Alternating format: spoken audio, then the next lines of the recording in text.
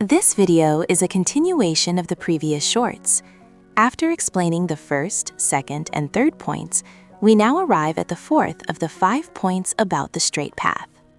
A question may arise. If a person has already been guided, why do they still ask God, guide us to the straight path? Isn't this request simply repeating something that has already been achieved? The answer is no. This request is neither impossible nor meaningless. Why? Because the straight path is not a single fixed road. Rather, it is a reality that exists within many different paths. A person may be guided, yet still have the capacity for a higher level of guidance.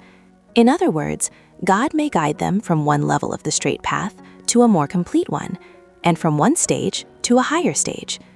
That is why God's servants say every day, again and again, "Guide us to the straight path," not because they are lost, but because they seek guidance that is deeper, more complete, and higher.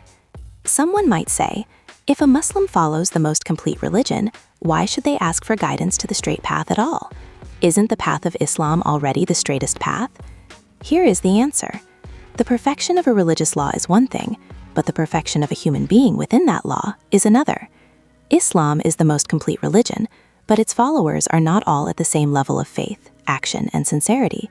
When a Muslim asks for guidance, it means, "Oh God, raise me from where I am now to a higher level, deepen my faith, purify my actions, and guide me to a higher degree of righteousness and true monotheism."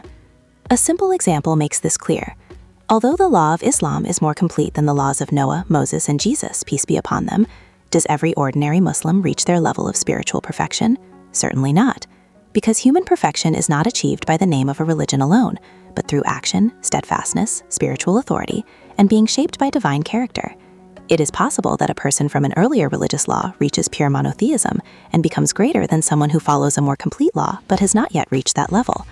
So asking for guidance to the straight path is in reality a prayer for the fuller realization of religion, not merely in scripture, but within the human soul.